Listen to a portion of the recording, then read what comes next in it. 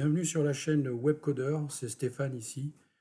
Pensez à liker mes vidéos et à laisser vos commentaires, ça m'aide pour mon référencement. Donc là, je continue à construire la base de données au niveau PHP, donc au niveau Symfony. Et je voulais vous montrer comment je fais par exemple la table particulier. Donc là, j'ai lancé la commande Symfony console make entity particulier. Donc j'appelle la table particulier que j'ai déjà créée. Et donc là, je vais rajouter des champs. Donc je vais regarder ma base de données, donc le nom. Donc, je vais mettre le nom. Non. Le nom field type. Donc là, ça va être un chaîne de caractères. Donc je dis OK. Field length. Oh, je vais mettre 100, ça va aller. Can this field be null in the database? No. Ben non, non, c'est obligatoire. Add another property, of course. Donc là, vous voyez, il a fait quelque chose. Il a fait le getNom. Il a rajouté automatiquement. Alors ça n'y était pas avant. Il a fait le getNom et le setNom. Il crée les getters et les setters automatiquement, ce qui n'était pas le cas avant en Symfony 4.4. Et même en Symfony 5.4, je pense que... Alors, je ne suis pas certain, mais il faudrait vérifier. Ensuite, le nom, le prénom, bien évidemment. Donc le prénom. Donc, je ne mets pas d'accent, ça évite les problèmes. Field type, toujours une chaîne de caractères. Field name, je vais mettre 100 aussi. OK. Non, ça ne peut pas être nul. Add another propriété. Là, c'est pareil. Il a fait les getters et les setters. OK. Date de naissance. OK. Date de naissance. Donc là, je vais...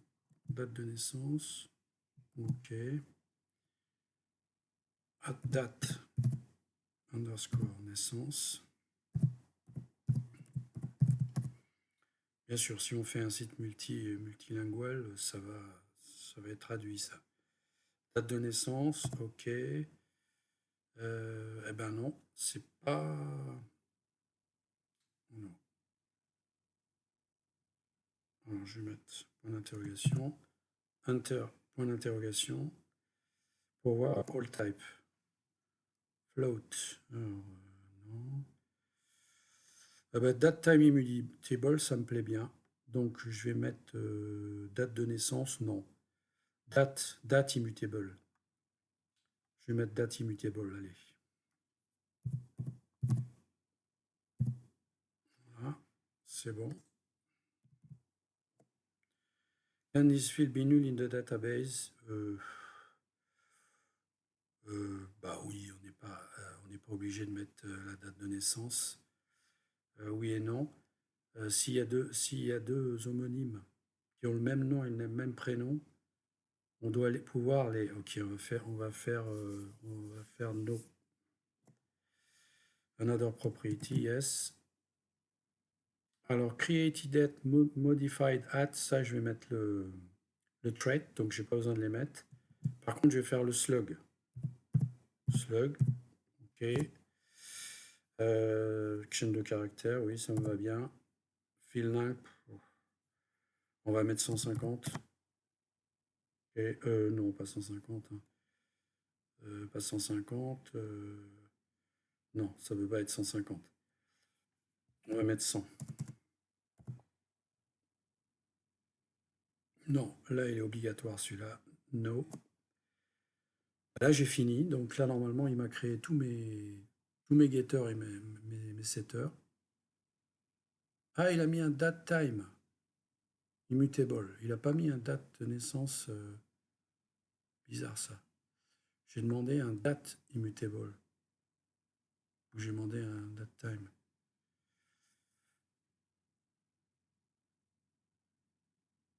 J'ai demandé un date immutable, pas un date time immutable. Ok, d'accord. Bon, on verra bien. J'ai demandé un date pourtant. Donc ça, c'est bon. Alright. Donc maintenant, pour le create date and modified at, je vais utiliser un trait que j'utilise pour tous les autres, hein, pour toutes les entités. Et ce trait, c'est timestampable trait. Donc, là, je vais mettre, alors, je vais mettre où je vais mettre, ouais, bah, je vais mettre là, pourquoi pas. Use timestampable, timestampable, vous voyez, il voit tout de suite. Et normalement, il doit me rajouter le use, voilà. Donc voilà, j'ai fait le timestampable trait, je vais vous montrer comment il est fait. Ce timestampable trait, ça permet justement de rester dry, c'est-à-dire don't repeat yourself. Et donc, comme je l'utilise un peu partout dans les tables, j'ai créé un trait, le voilà. Et en fait, ça permet de... Ah oui, il y a aussi autre chose que je dois rajouter, c'est le fait que j'utilise des pré-persist et des pré-updates. Donc voilà comment il est construit, ce trait. Et donc là, c'est pas fini. Il faut que je retourne dans particulier et que je fasse quelque chose au niveau d'ici. Là, il faut que je mette... alors, c'est un hashtag.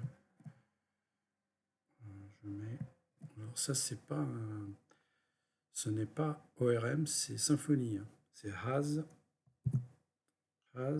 non, Life Cycle Callback. Voilà. C'est ça qu'il faut mettre. Et donc, normalement, avec ça, le thread, il est là et on peut utiliser des Life Cycle Callback parce qu'il y en a dans le timestampable. On voit bien que j'ai du pré-persist. Ah, c'est de l'ORM quand même. OK, pré-update. Donc, il manque quelque chose là.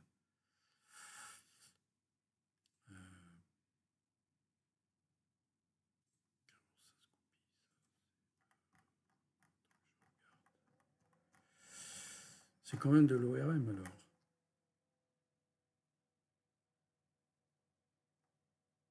Non. Ah si. Ouais, c'est de l'ORM. C'est de l'ORM, donc il faut mettre ORM ici. Toi, il m'a pas indiqué que je m'étais trompé. C'est comme ça, je pense. Non, c'est dans l'autre sens.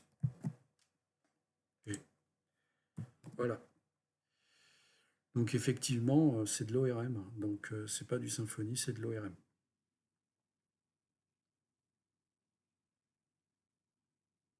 Là aussi, j'ai un hasActor address thread parce que je vais utiliser ce trait. Ce trait qui permet justement de rester dry puisque je l'utilise aussi dans... Je vais l'utiliser dans 3 autres tables, ce trait.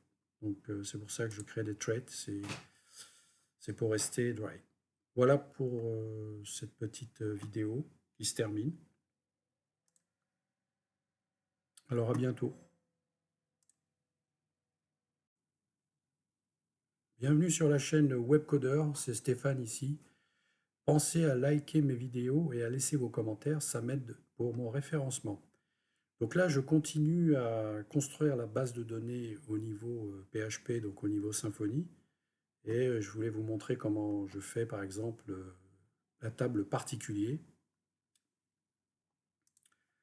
Donc là, j'ai lancé la commande Symfony Console Make Entity particulier. Donc j'appelle la table particulier que j'ai déjà créée. Et donc là, je vais rajouter des champs. Donc je vais regarder ma base de données. Donc le nom. Donc, je vais mettre le nom. Nom. Le nom field type. Donc là, ça va être un chaîne de caractères. Donc je dis OK. Field length. Oh, je vais mettre 100, ça va aller. Can this field be null in the database? No. Ben non, non, c'est obligatoire. Add another property, of course. Donc là, vous voyez, il a fait quelque chose. Il a fait le getNow. Il a rajouté automatiquement. Alors ça n'y était pas avant. Hein. Il a fait le getNow et le setNow. Il crée les getters et les setters automatiquement, c'est ce qui n'était pas le cas avant en Symfony 4.4. Et même en Symfony 5.4, je pense que...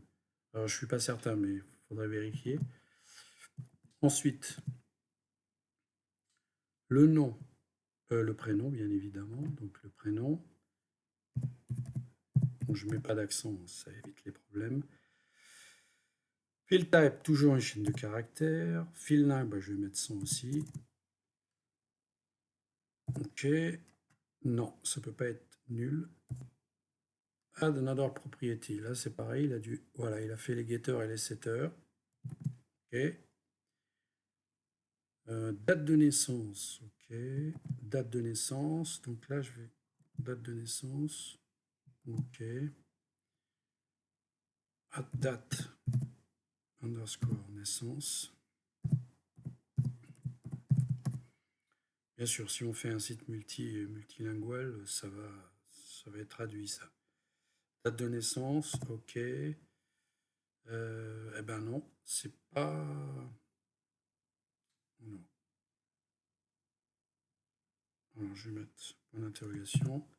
Enter, point d'interrogation. Pour voir all type. Float. Alors, non. Ah ben, date time immutable, ça me plaît bien. Donc, je vais mettre date de naissance, non. Date immutable. Je vais mettre date immutable, allez. Voilà, c'est bon. Can this field be null in the database?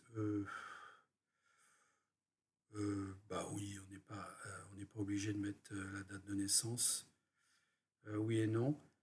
S'il y a deux homonymes qui ont le même nom et le même prénom, on doit pouvoir les. Ok, on va faire no.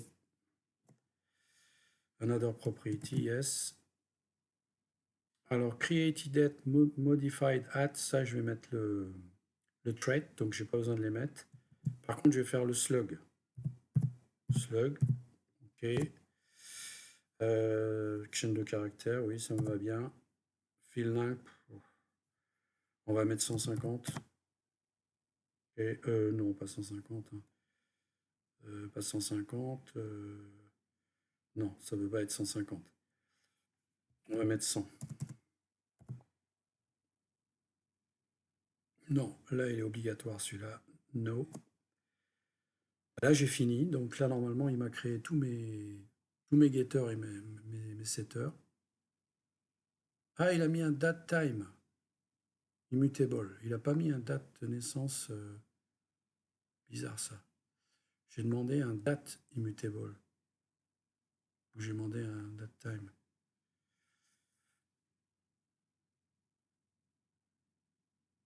J'ai demandé un date immutable, pas un date time immutable. Ok, d'accord. Bon, on verra bien. J'ai demandé un date pourtant. Donc ça, c'est bon. Alright. Donc maintenant, pour le created at and modified at, je vais utiliser un trait que j'utilise pour tous les autres, hein, pour toutes les entités. Et ce trait, c'est timestampable trait. Donc là, je vais mettre où je mets, ouais, bah, je vais mettre là, pourquoi pas. Use timestampable, timestampable. Vous voyez, il voit tout de suite. Et normalement, il doit me rajouter le use. Voilà. Donc voilà, j'ai fait le timestampable trait. Je vais vous montrer comment il est fait. Ce timestampable trait, ça permet justement de rester dry, c'est-à-dire don't repeat yourself. Et donc, comme je l'utilise un peu partout dans les tables, j'ai créé un trait, le voilà. Et en fait, ça permet de... Ah oui, il y a aussi autre chose que je dois rajouter, c'est le fait que j'utilise des pré-persist et des pré-updates. Donc voilà comment il est construit, ce trait. Et donc là, c'est pas fini. Il faut que je retourne dans particulier et que je fasse quelque chose au niveau d'ici. Là, il faut que je mette... alors, c'est un hashtag. Je mets... Alors ça, c'est pas un... Ce n'est pas ORM, c'est Symfony. Hein. C'est has, non, life cycle callback. Voilà. ça qu'il faut mettre. Et donc, normalement, avec ça, le thread, il est là et on peut utiliser des has life cycle callback parce qu'il y en a dans le timestampable. On voit bien que j'ai du pré-persist. Ah, c'est de l'ORM quand même. OK, pré-update. Donc, il manque quelque chose là.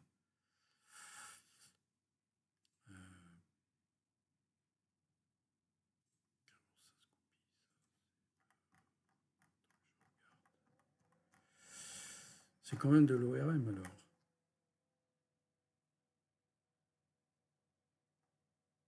Non.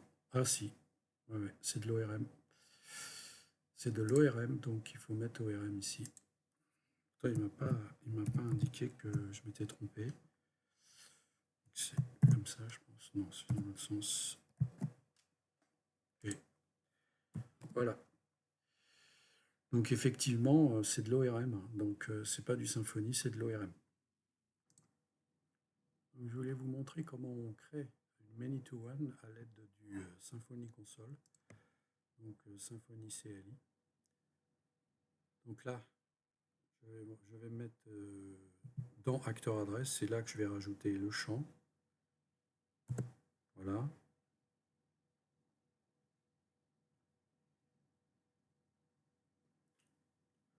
New Propriety Name. Donc là, je vais faire la relation entre Acteur Adresse et particulier en many to one. Donc, je vais l'appeler particulier. Particulier. Là, field type. Donc là, je vais faire un point d'interrogation. Et là, on voit bien qu'on a la possibilité de créer many to one.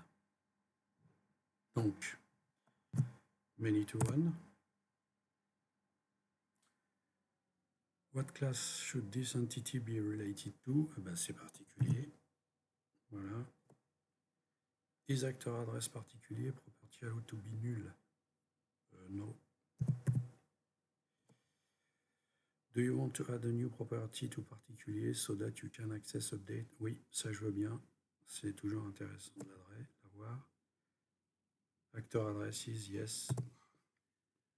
Ça je vais mettre non et puis je ferai quelque chose après dans la one to many. Alors propriété. No. Voilà, là il m'a créé ça. Donc là, je vais rajouter, pareil que là, je vais mettre target entity, ça va être alors, target entity. Ça va être particulier.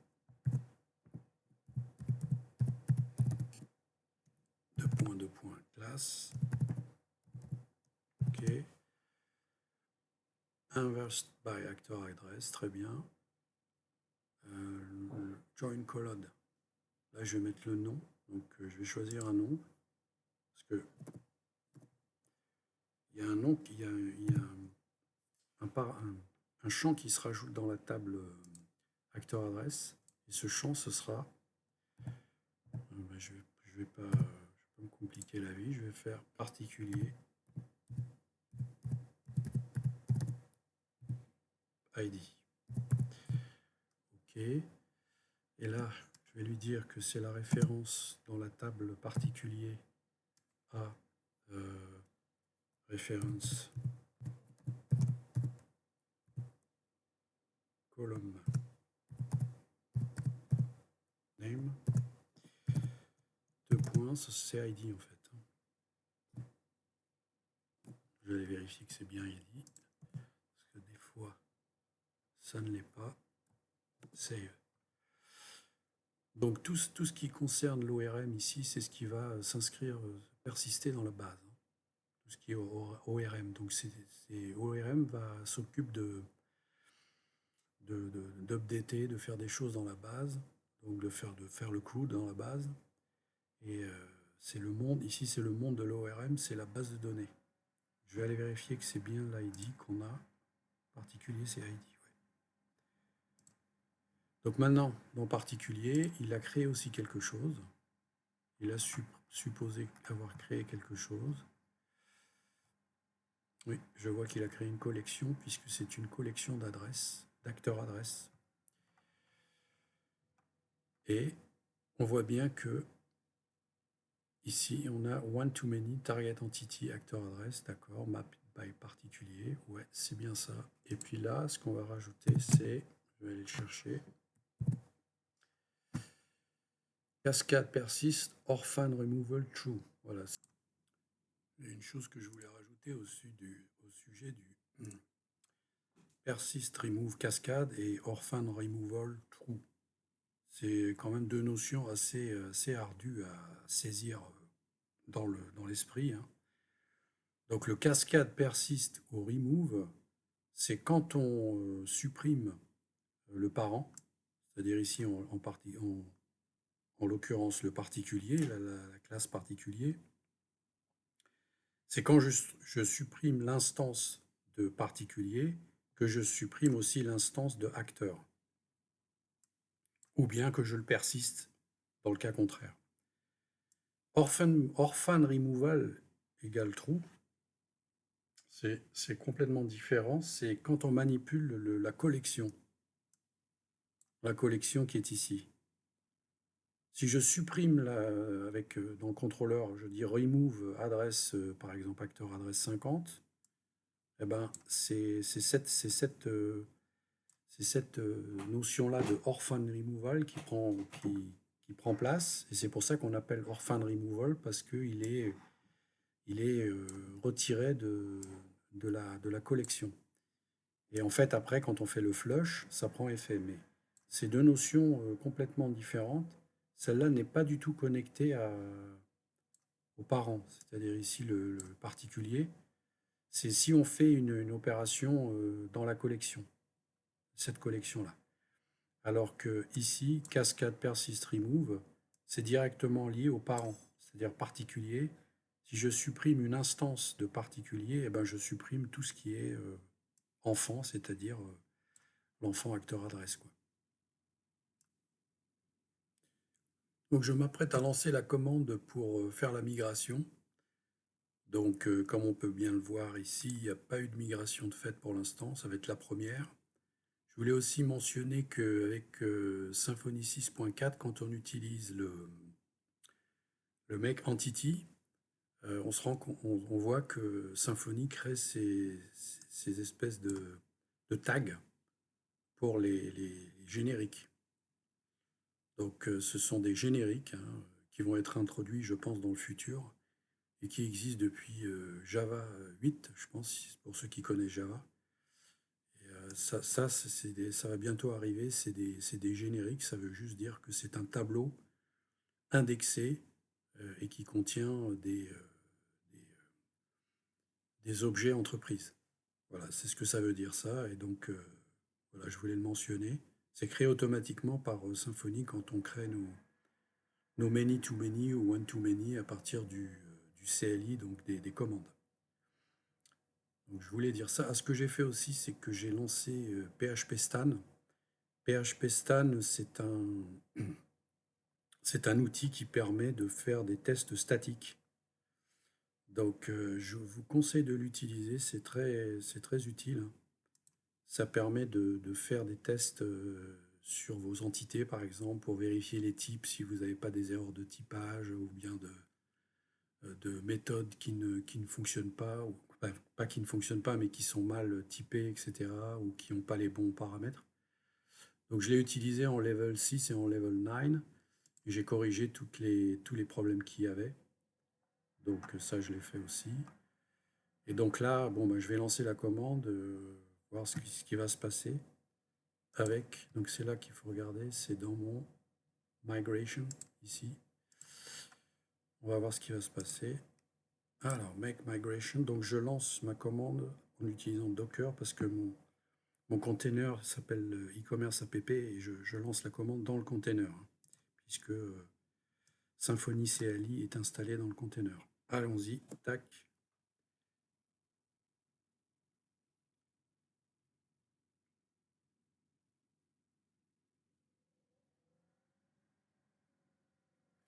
Donc là, il est en train de créer success. Donc là, il a créé le fichier, le premier fichier qui contient toutes les commandes SQL pour générer les entités, plutôt générer la base de données. Et donc, il y a tout ça. Hein. C'est normal, c'est un peu normal puisque j'ai récupéré une base de données existante et que j'ai recréé à partir de cette base de données toutes les tables qui étaient nécessaires au projet. Donc là, on voit toutes les commandes SQL. Donc une fois que j'ai fait ça, donc la table, la base de données s'est agrandie, hein, puisque je suis parti d'une base qui faisait 8 tables et comment dirais-je, j'ai créé, j'en suis à 13 tables là, mais ça peut encore s'agrandir. Donc ça, c'est la première migration. Maintenant, ce que je vais faire Docker Compose, Docker, comme il me le dit là, hein, Compose, exec, puisque j'exécute une commande, dans le container, donc Symfony Console, voilà. C'est là où le moment de vérité.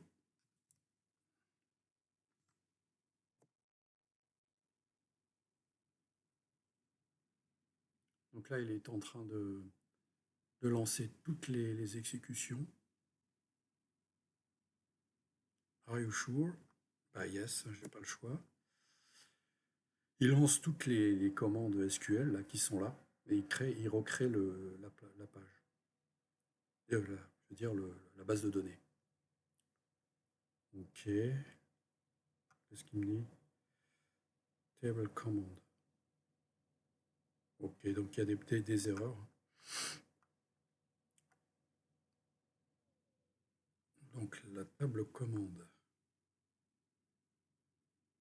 Commande. Ok. Qu'est-ce qu'elle a cette table?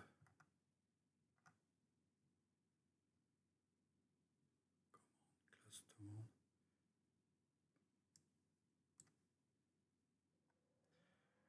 Fail to open the reference table command. Ok. Bon, je vais fixer ce problème-là et je reviens. Donc j'explique ce que j'ai fait depuis tout à l'heure. J'ai créé une première migration et il y avait des erreurs, notamment dans le nom des tables. Comme je pars d'une database existante, il a fallu que je remette exactement le nom des tables qui étaient impliquées et qui correspondaient à ce qu'il y avait dans la base de données. Donc il a fallu refaire pas mal de tables, dont commande et d'autres tables encore. Donc je crois qu'il y avait acteur adresse que j'ai donc perdu. Et il y avait aussi entreprise et employé. Donc il a fallu que je remette le nom des tables ici, puisque je pars d'une table, d'une database qui existe, et donc sinon Symfony, donc Doctrine, va créer des nouveaux noms de tables qui ne correspondent pas, et donc c'est pour ça qu'il y a eu une première erreur, de premières erreurs. Ensuite, celle-ci, cette deuxième version que j'ai fait, j'avais oublié la table test qui était dans les précédentes versions de ma base de données. Ici, il y avait une table test qui servait à rien et que j'avais pas créée comme entité. Donc ça a créé un autre problème et ça a échoué. Donc là, j'ai remis tout comme il fallait. Donc vous voyez, l'acteur adresse n'existe plus. Là, elle a été perdue. Mais bon, comme j'avais fait une sauvegarde, je peux récupérer rapidement les données. Comme quoi, quand on part d'une base de données qui existe, il faut vraiment vérifier tout. Et même le fait que j'ai travaillé avec PHP Stan, ça ne vous indique pas quand il y a des problèmes de ce type-là. Donc il faut vraiment, avant de faire les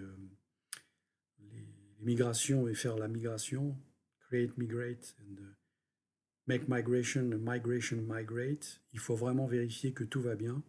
Heureusement, les migrations sont faites d'une certaine façon où vous avez la commande qui vous permet justement, par exemple dans celle-ci, on va regarder celle-là, vous avez la down, donc vous pouvez faire un revert back. Donc n'hésitez pas, tu vois, par exemple ici, drop command status history, elle n'y était pas, detail command, qui avait aussi changé de nom. Donc la fonction down permet justement de faire un revert back et de rétablir tout comme c'était avant. Donc voilà, donc là maintenant, puisque j'ai tout réparé, je m'apprête à lancer cette version-là. J'ai revérifié dedans. Il semble que tout a l'air OK. Donc là, je relance, on verra bien. Donc voici la commande. Je ne relance que celle-là. Je ne relance pas les autres parce que il aurait fallu faire beaucoup de changements dedans. Donc je ne relance que celle-là. On va voir ce que ça va donner. Yes, donc là, c'est pour dire un data loss. Bon, schéma change, bien évidemment, et data loss, oui. OK. Ah, up. Oui, à partir de 4313 et up. Et mais il n'y en a qu'une, donc c'est la seule en fait.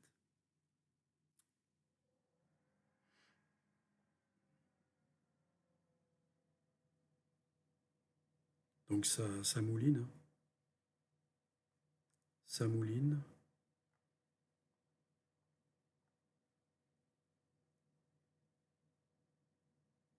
Ah, acteur adresse est réapparu.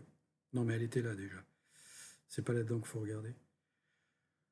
Alors, est-ce que during execution, general cannot change column code cat used in a foreign key contrast. Ok. Ah oui, c'est les foreign keys. Ok, ok, ok. D'accord. Donc il faut que je. Là, c'est un peu moins problématique. Mais il y a quand même ça. Ok, ben je vais recorriger ça, c'est moins problématique. Voilà ce petit bout de vidéo pour dire que j'ai réussi à synchroniser la base de données avec mes entités. Donc ça n'a pas été une mince affaire, hein, c'est un travail ardu. Heureusement, j'ai eu le help de ChatGPT et de... comment ça s'appelle je vais vous dire ça, c'est ChatGPT et Copilote. Donc oui, ils m'ont aidé pour finir parce que là, il y avait trop de modifications à faire. C'est vraiment un travail ardu. Il vous suffit de ne pas écrire correctement le détail du paramètre ou de l'attribut et hop, vous avez un problème. En fait, il faut absolument mettre tout le temps mettre dans les attributs, au-dessus des paramètres de l'entité, il faut mettre le nom exactement comme vous l'avez dans la base de données. Sinon, ça ne marche pas. Donc il a fallu que je revoie chacune des tables et que je renomme les noms des paramètres, hein, les private machin, de la même façon que ce qu'il y a dans la base de données, ou bien de faire l'inverse, de remettre dans la base de données ce que j'ai mis dans les attributs que j'ai mis dans mes entités, parce que sinon il fallait que je refasse tous mes getters et mes setters. Donc il a fallu que je lance pas mal de commandes pour réaligner tout ça de façon précise. Donc la façon de le faire, c'est soit de mettre, par exemple, ici, si je regarde produit, là il n'y en aura pas bien évidemment. Donc, bon, c'est pas ton produit qui avait le plus de soucis.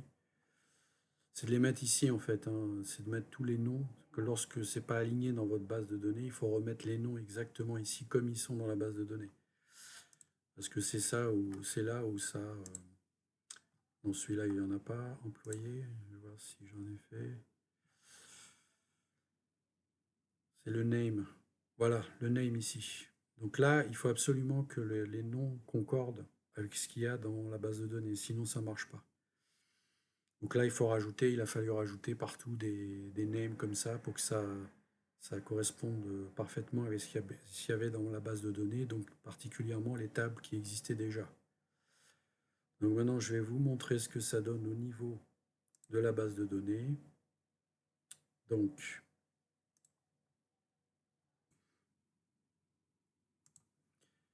Donc acteur adresse, j'ai perdu les données, hein, comme je vous l'ai dit, hein. Donc il n'y a plus de données dedans, mais je vais les remettre. Adresse. Dans adresse, oui, il y a toutes les adresses. Alors il y a combien de pages? 39 pages. 965, il y en a au total. D'accord.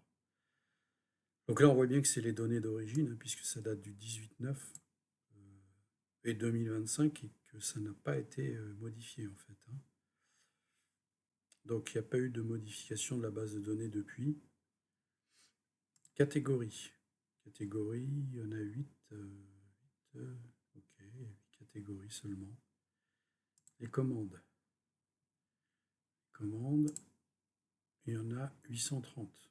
Donc ça, c'est d'origine, c'est pareil. Par contre, ce qu'on voit, c'est on a rajouté entreprise ID grâce au many to one, hein, toutes les relations, les liaisons entre les tables. Ça y était pas. Particulier ID, il a mis tout à nul. Et adresse livraison ID, ça a été rajouté ça pendant les modifications qui ont été faites avec toutes les commandes que j'ai lancées.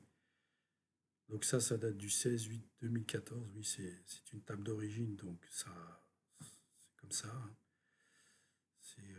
C'est d'origine. À livrer avant le 1/9, donc il y a une cohérence là, puisque c'est 16/8/2014, à livrer avant le 1/9, donc c'est bien cohérent. Là aussi, ok. Commande status history, là il n'y a rien, puisque c'est une table que j'ai rajoutée de toutes pièces. Détail commande, c'est là où il y en a le plus. Alors là, normalement, il y en a 1000, je crois. Ouais, 1000. Et rien n'a été perdu, hein. En fait, il y a tout, il y a toutes les données là.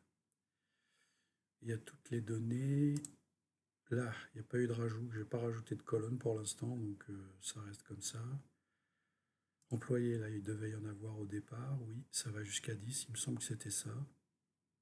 Rang compte A, c'est bien Deity, ça. Adresse ID, tiens, adresse ID. Il y a les adresses ID qui se sont rajoutées, qui n'y étaient pas avant. Et User ID. Ah oui, parce qu'il y avait l'adresse avant, c'est vrai. C'était une table qui était beaucoup plus grande que ça. Il y avait toutes les l'adresse en fait. Ok, donc ça a été pris en compte. Les entreprises. Les entreprises, oui, donc j'ai créé le 18, ça c'est d'origine, et après j'ai changé parce que j'ai dû. Ah oui, c'est ça que j'ai fait sur celle-là. C'est que plutôt que de recréer toute la table, parce que celui-là il devait pas être nul, hein, je l'ai mis en non nul. J'ai changé ce champ, donc il m'a fait un modified at, et c'était le 410. Donc c'est l'une des tables où j'ai rajouté, j'ai dû mettre le champ de toute pièce. Alors c'est marrant, il n'y a pas de slug. Ah si, le slug il est d'origine. Le slug est d'origine. C'était le code client ça avant. Ok, il y en a combien? 94. D'accord. Fournisseur. Fournisseur, qu'est-ce que j'ai fait là? Ah, j'ai rien modifié là. Il n'y a pas le numéro de SIRET, pourtant il est obligatoire. C'est marrant qu'il n'ait pas demandé, il n'ait rien demandé pour ça. Ah oui, c'est parce que c'est des données existantes. J'ai dû bricoler quelque chose pour qu'il. Ah oui, j'ai mis à nul et après je l'ai remis à non, note nulle. Voilà, c'est ça que j'ai fait là-dessus pour éviter de recréer toutes les tables. Donc vous voyez, c'est d'origine ça. Et ça n'a pas été modifié. Ok. Messager, c'est bizarre d'ailleurs, mais bon. Particulier, là il n'y a rien parce que c'est une table qui est nouvelle. Produit, là c'est pareil. Plutôt que de refaire toute la table, j'ai remis un slug. Et comme il est unique, vous voyez, j'ai mis des indices parce qu'il est unique. Ça va jusqu'où? 84. Ok. Donc là, c'est l'une des tables où, plutôt que de refaire toute la table, j'ai simplement changé le slug, ou rajouté le slug plutôt. Voilà. Là, ok. Commande, non, détail commande. c'est tout, hein. C'est tout. Donc on a bien conservé toutes les données. Euh, c'est ce que je voulais dire pour ça. Là, le siret, il n'y est pas, mais j'ai pas dû faire quelque chose là-dessus après parce que j'aurais eu la modify date. Or, ça n'a pas été modifié, donc j'ai rien fait là-dessus, hein. J'ai pas dû travailler en plus sur celle-là. Ok, donc là, je voulais revenir sur le détail de l'analyse avec Stan, PHP Stan. Donc PHP Stan, là, ouais. Donc ici, ce qu'on voit là, c'est que, en fait, vous voyez, c'est 33 sur 33 là. Ça veut dire il est allé chercher dans les 33 fichiers que j'ai créés. Donc effectivement, j'ai créé 13 entités et donc s'il y a 13 entités, il y a 13 repos. Donc les repos, elles sont là, hein. Il a créé 13 repos. J'ai aussi des traits, donc j'en ai un, ça fait 27. J'ai un home controller, ça fait 28. Oui, je dois avoir des traits. Oui, je l'ai compté. 28, 28, et puis index, ça fait 29. J'ai des énumes, alors elles sont où mes énumes? 29, les énumes 30, 31, 32, et je dois avoir un service 33. Donc ça fait bien 33 fichiers qu'il est allé vérifier, il n'a trouvé aucune erreur. Voilà. Donc voilà, c'était pour vous montrer qu'on ne perd pas de données en fait, que c'est risqué puisque j'ai quand même perdu une table avec des données dedans, mais ça peut être fait et ça peut se faire si on est minutieux et si on fait des backups. Donc j'avais fait aussi des backups, hein, au fur et à mesure et voilà. Donc je vais re-remplir la table acteur adresse avec des données puisqu'elles ont été perdues. Et ce que je vais faire, je vais rajouter les commandes là-dedans qui manquaient, puisqu'il y en a beaucoup plus. Donc j'ai préparé ce fichier-là, détail commande, et je vais rajouter tout dedans. En fait, c'est détail commande, voilà. C'est dans le détail commande, je vais rajouter dans la table détail commande, je vais rajouter celle qui manquait, puisqu'il y en a beaucoup plus que 1000 en fait, hein. Il y en a, je ne sais pas combien, plus de 2000, je crois. Plus de 2000. Voilà.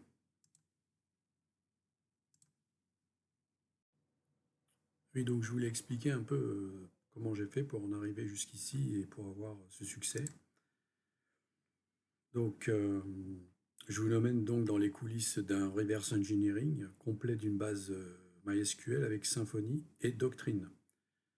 Donc, comment j'ai fait ça? Donc, je pars d'une SQL brute, d'une base de données en SQL brute, et je traverse les migrations, les contraintes, les erreurs, et je finis avec une base propre validée par Doctrine. Donc, au début, donc je suis parti d'une base MySQL Server. Donc, j'ai d'abord regardé cette base, j'ai récupéré un fichier MySQL que j'ai inséré dans l'outil Azure. Puis, à partir de là, j'ai récupéré toutes les tables à partir d'une commande MySQL, SQL Server. Donc ça m'a permis de générer les 8 premières tables qu'il y avait originellement dans la base de données. Donc à partir de là, j'ai lancé la commande SQL dans MySQL Server, hein, donc MySQL. Donc je suis parti d'une base SQL Server, Microsoft SQL Server, et j'ai tout transféré dans MySQL. Donc à partir de là, une fois que j'ai créé cette base, j'ai aussi importé les données. Donc les données à partir de Azure que j'ai importé, j'ai expliqué ça dans la précédente vidéo. Et à partir de là, j'ai fait le reverse engineering avec Doctrine. Donc, j'ai commencé par essayer de lancer la commande Doctrine Mapping Import, qui ne fonctionne plus, puisqu'elle a été dépréciée.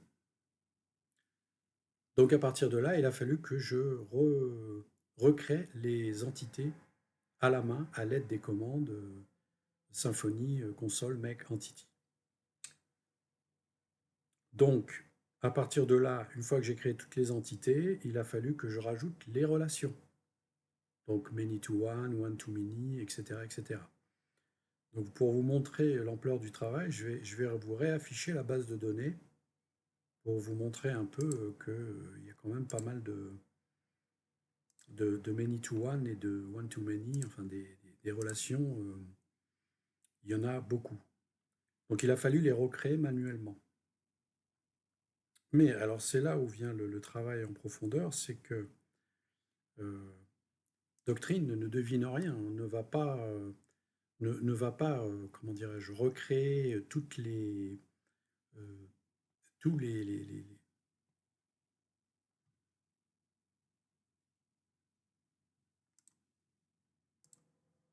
ouais, Doctrine ne recrée pas les propriétés comme ça.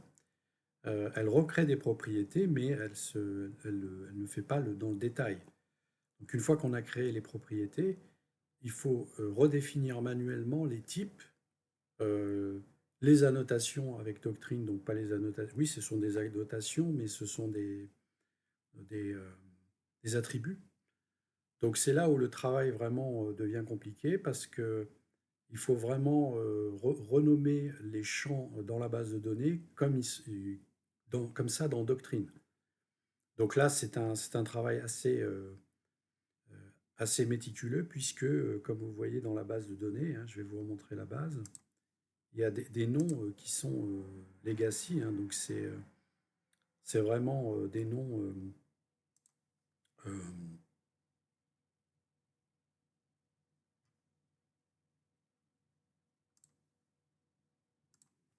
donc on voit par exemple les noms qui sont utilisés dans la base, par exemple pour la table commande.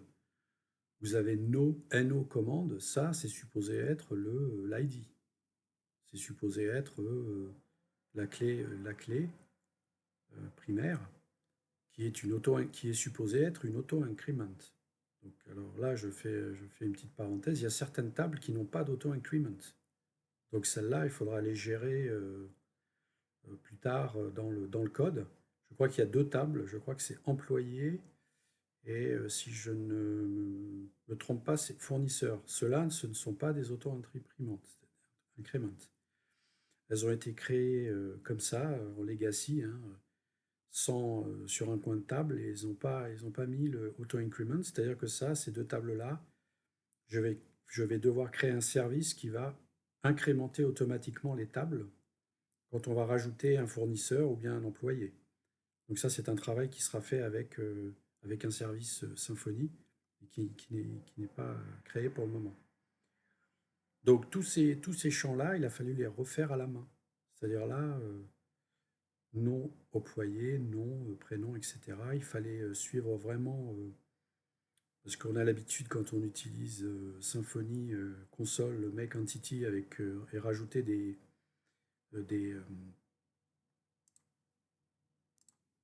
rajouter des propriétés, on a l'habitude de mettre tout en minuscule. Et donc ça ça fonctionne pas comme ça. On met tout en minuscule, d'accord, donc votre entité, elle aura ses valeurs en minuscules, mais après il faut revenir dans la base, il faut revenir dans les attributs euh, doctrine. Donc je vais vous montrer hein, les attributs doctrine, comment ça se goupille. Là, voilà, dans les attributs ici. Dans ces attributs-là, vous avez... il faut remettre le nom ici. Titre courtoisie, il faut le mettre, il ne faut pas l'oublier. Parce que si vous oubliez ça, eh ben, l'attribut qui va être remis dans votre base, ça va être ce titre, cet attribut-là. C'est-à-dire euh, l'ORM doctrine ne va pas faire l'effort de recréer pour vous le type, hein, la valeur, on ne va pas aller chercher dans la base la propriété. Quand vous créez une propriété et que vous écrivez tout en minuscule, eh ben, Ce que va faire Doctrine, va récupérer tout en minuscule et va le mettre comme propriété. Donc ça, avant de faire une première migration, quand vous faites une première migration et que vous avez les noms de vos propriétés qui sont dans votre entité, là, il va y avoir un problème. Donc ça va vous faire une liste absolument gigantesque de trucs qui ne vont pas. Et donc là, il faut les reprendre une à une et les rajouter ici, quoi. Dans l'entité, il faut les rajouter là, quoi. Par exemple, titre courtoisie, date de naissance, date embauche, il faut l'écrire exactement comme c'est écrit dans la base originelle. C'est une grande différence entre créer une base de toutes pièces et faire une migration à partir d'une base existante et faire du reverse engineering. C'est quelque chose qu'on apprend au fur et à mesure. Quand vous créez vos entités à la main avec Symfony et que vous lancez les commandes make entity, Doctrine ne va même pas mettre de name ici. Il va récupérer directement ce que vous avez mis là et va le mettre dans la table. Il n'y aura pas de name, il n'y aura rien du tout. Je pense qu'il n'y aura même pas le type, peut-être le type, et je pense pas. Ils ne mettent pas le type et ça ne met pas non plus si c'est nullable ou pas. Donc là, vous aurez nullable par défaut. Donc ça, tout ça, il faut le rajouter à la main. Ça et ça et ça.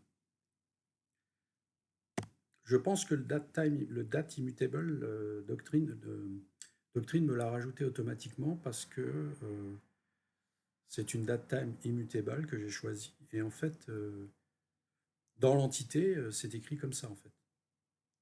Par contre, celui-là, c'est moi qui l'ai rajouté. Ce titre courtoisie, c'est moi qui ai rajouté name, type et length et nullable true. C'est moi qui l'ai fait à la main parce que la base était comme ça au départ. Donc ça, par rapport à une base que vous faites de toutes pièces et un reverse engineering, il faut savoir que Doctrine ne va pas tout faire pour vous et ne devine rien du tout en fait. Donc ensuite, les one-to-many, pareil, il a fallu tout écrire. Donc je vais vous montrer. Hein.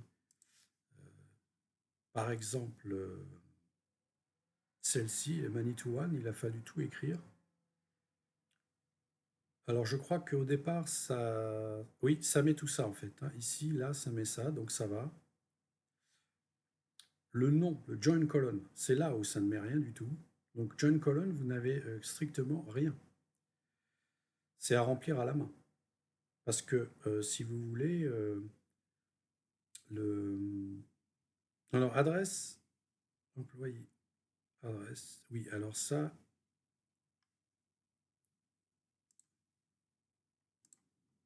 Mais alors effectivement, comme c'est une nouvelle table,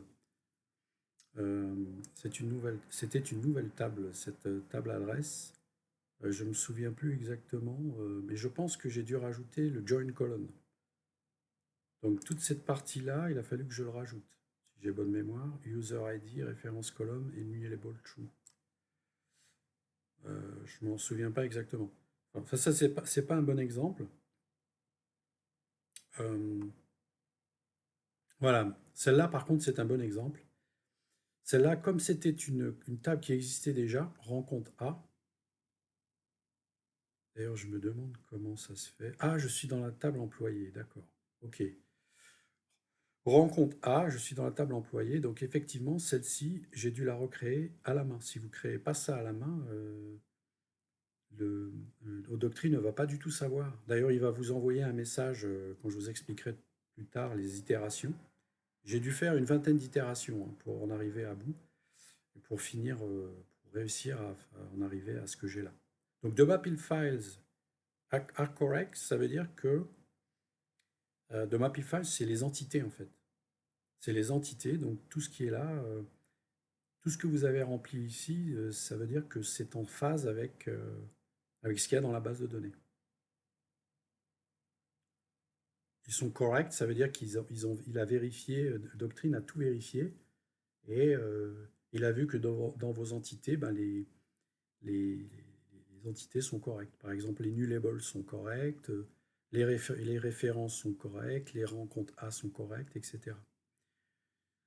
En plus, ici, on vous dit la base de données. Donc la base de données, ça fait référence à ce qu'il y a dans la base de données. Ça, ce sont les entités, et ça, ce sont ce qu'il y a dans la base de données. Et donc, dans la base de données, en fait, on vous dit que la base de données, le schéma de la base de données et les mapil files, c'est-à-dire les entités, sont en synchronisation, c'est-à-dire ils se parlent bien. Cette commande-là, donc je vais vous la montrer. Docker compose exec e-commerce app Symfony console doctrine schéma validate, mais c'est pas ça, c'est celui-là. En fait, si vous voulez, ce sont les itérations. Donc, vous demandez à Docker compose, d'exécuter dans mon container qui s'appelle e-commerce app, qui contient lui-même Symfony CLI, donc vous pouvez utiliser Symfony ici. Et donc Symfony console, et ça c'est la commande typique de Doctrine. Donc Symfony console, Doctrine, schéma update, dump, SQL. Alors cette commande-là, quand vous utilisez, quand vous faites un reverse engineering, c'est la commande la plus importante, si vous voulez.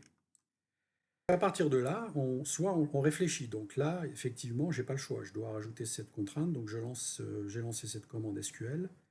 Là, j'ai dû refaire le renommage de l'index. Donc je l'ai fait, ok, je l'ai fait aussi, ça aussi.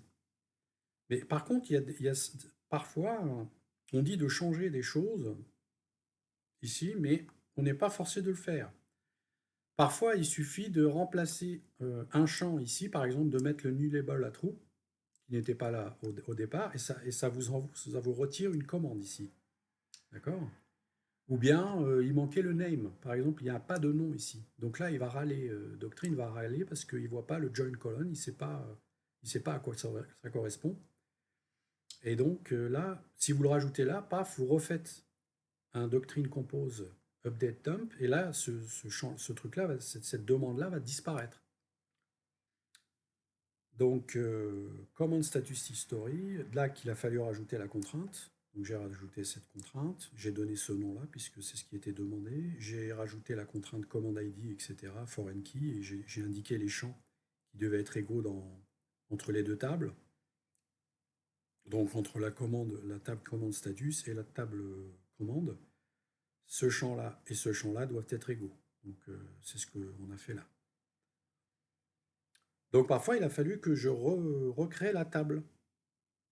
Je recrée la table parce qu'il y avait des notes nulles. Donc des notes nulles où il n'y avait pas de données. Donc il a fallu parfois que je relance le chargement des données pour changer le contenu de la table. Donc ici, par exemple, je vais vous en montrer une. Alors oui, voilà. Alors c'est le particulier, c'est l'entreprise. C'est quelle table? Oui, je crois que c'est l'entreprise. Par exemple, hein, il y en a eu d'autres, mais entreprise. Qu'est-ce que j'ai fait dans l'entreprise? Ouais, par exemple ça, le site web. Le site web, je l'ai déclaré dans mon entité, je l'ai déclaré note nulle. Et il a râlé. Donc quand il râle comme ça, Doctrine, il va pas chercher, il va tout demander, à tout vérifier, à tout changer. Donc là, comme il était en note nulle et obligatoire, Doctrine a râlé. Donc ici, au lieu de lancer toute la commande pour tout changer la table, j'ai juste rajouté ça. Ici, dans tous les champs de ces petites commandes SQL simples, hein, j'ai rajouté ce champ-là. Donc voilà. Ensuite, donc ça, donc il y a eu une vingtaine, entre 20 et 30 itérations de ça. Ensuite, quand vous avez fait ça, donc là, il râle, donc alors je vais vous montrer, hein. Vous faites un validate. Alors, quand vous faites un Docker Compose exec e-commerce app Symfony console doctrine schéma validate, il vous dit OK, de mapping files are correct. Ça veut dire que vos entités ont été bien changées. Par contre, il vous dit the database schema is not in sync with the current mapping file. Ça veut dire qu'il y a encore des choses qui ne vont pas. Donc, par exemple, les nuls. Les nuls ou bien les nullables, qui qui ne sont pas bien mis dans la base de données et qui ne correspondent pas à ce que vous avez là. Donc c'est là où quand vous relancez schéma update, il vous indique ce qui a à changer, comme je vous l'ai expliqué tout à l'heure. Donc j'en ai fait plusieurs comme ça, hein. Donc là, vous voyez, il y en a beaucoup plus. Là, on arrive à un moment où vraiment le nombre de changements à faire. D'ailleurs, à un moment, je ne faisais plus de validate, je regardais que les updates, dump, et je regardais quand j'en changeais un ce que ça donnait après, quoi. Donc j'essayais de changer le premier et ensuite de voir. Hein. Bon, ce n'était pas juste du reverse engineering, c'était une reconstruction manuelle, ligne par ligne, hein, entité par entité. J'ai dû recréer toutes les entités avec le make entité, hein, comme je l'ai expliqué. J'ai corrigé les erreurs doctrine, j'ai nettoyé les données, j'ai fait beaucoup de données, de nettoyage des données, comme je vous l'ai montré, pour changer dans les tables quand c'était nul, que doctrine n'arrêtait pas de râler, donc il fallait lancer une commande pour ajouter quelque chose dans la base, dans les champs qui étaient nuls. Et j'ai validé les relations many to one, etc.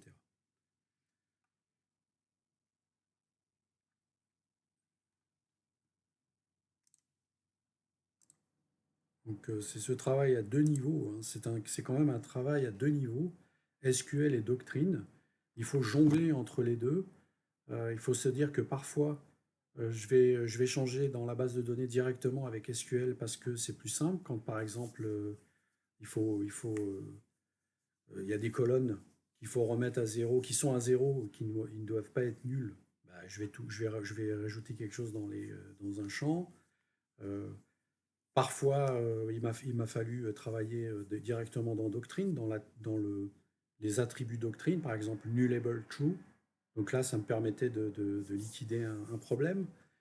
Et donc c'est quand même très formateur parce que ça vous permet de comprendre un peu mieux comment Doctrine fonctionne avec SQL et que c'est pas de la magie, que ça se fait pas tout seul, il y a un travail derrière. Alors, bien sûr, vous allez me dire, mais quand on crée les entités, ça fait pas tout ça? Ben non. Quand on crée les entités, effectivement, Doctrine a un mode de fonctionnement. Il va récupérer euh, le, le champ que vous allez mettre dans votre entité, hein, et va le transformer automatiquement dans la table.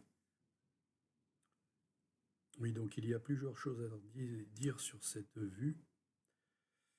Déjà, quand vous lancez votre commande doctrine schéma validate, vous avez OK, the mapping files are correct. Ça veut dire quoi ça, OK, the mapping files are correct? Ça veut dire que Symfony et donc doctrine, ils ont parcouru toutes les entités, ils ont checké les propriétés, toutes les métadatas, et ils ont constaté que tout était correct. Ils n'ont pas trouvé d'erreur. Voilà ce que ça veut dire. Ensuite, database. Il vous dit OK, the database scheme is in sync with the mapping file. Ça veut dire que ce qu'il y a dans la base de données, c'est-à-dire, je vais vous montrer, hein, c'est-à-dire ça, ce qu'on voit là à l'écran, ce qu'on va voir à l'écran tout de suite, là, ça c'est la base de données, et en fait, il n'a rien trouvé à redire sur la base de données.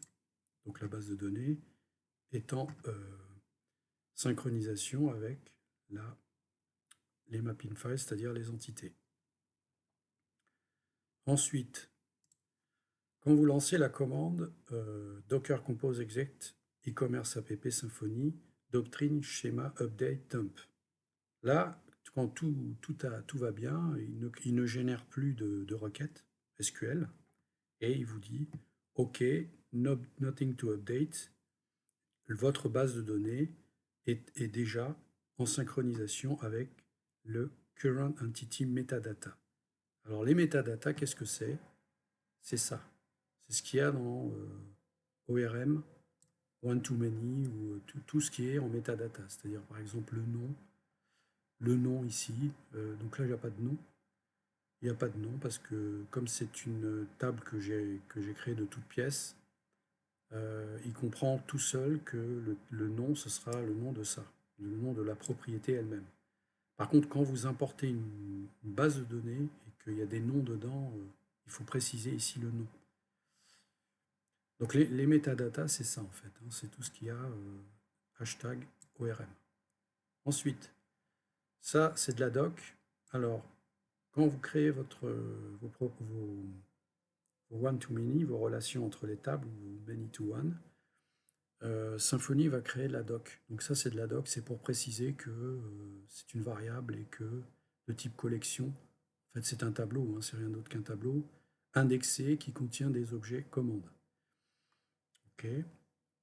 Donc ça c'est de la doc. Alors ici, je vais vous préciser les choses. Vous voyez ce petit mapped by address. Mapped by address, il faut que ça corresponde au, au nom de la propriété dans la table d'où vient la relation, en fait, qui est the owning side, c'est-à-dire le many to one. Donc ce nom-là, il faut que ce soit exactement le nom qui est là.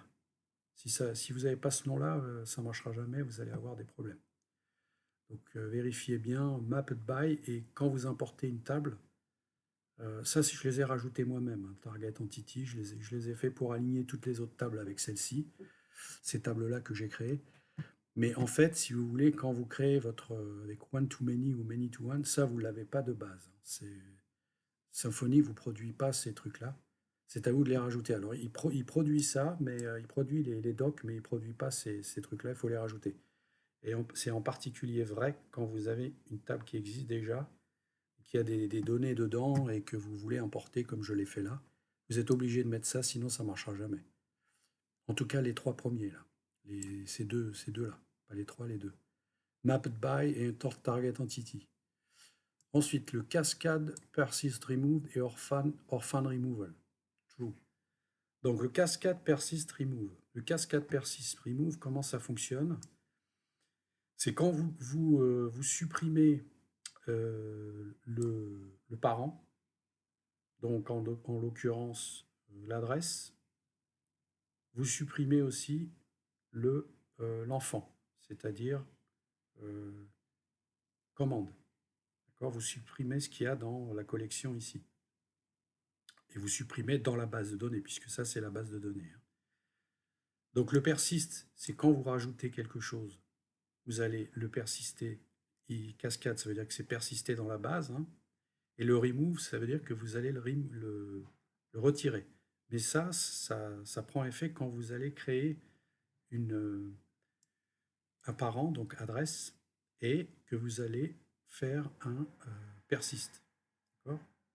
Quand vous créez un nouvel objet adresse avec ici, de là, vous allez faire un persiste. Et donc là, le parent, c'est adresse. Et vous allez persister aussi la commande. L'objet commande que vous allez créer. Et pour le remove aussi. Donc là, si vous faites un remove de l'adresse, vous allez faire un remove de la commande. Ça va être flushé dans la base de données. Donc ça veut dire que ça va être flushé dans la base de données. Et là, l'orphan removal. Alors, l'orphan removal, c'est complètement différent. Ça ne fonctionne pas avec le parent. Ça ne fonctionne pas du tout avec le parent qui est adresse, qui est la classe adresse. Le orphan removal, c'est quand vous allez retirer quelque chose dans la collection ici, une adresse, une commande donc, et ben, ça va flusher dans la base de données avec ce paramètre-là. Vous n'avez même pas besoin de l'écrire dans votre, je veux dire, de faire quelque chose plus dans votre contrôleur, par exemple. Okay. Donc, si vous supprimez dans votre contrôleur un élément de votre collection, eh ben, ça va être supprimé grâce à cette commande-là dans la base. D'accord? Alors que ça n'a rien à voir avec ce cascade persist remove qui, lui, il faut que vous ayez retiré, supprimé un élément adresse. D'accord? Donc ça, c'est tout. Donc grâce à PHP Stan, j'ai rajouté toutes comment dirais-je, les docs. Donc les docs. Donc les docs, ce que j'ai fait, c'est que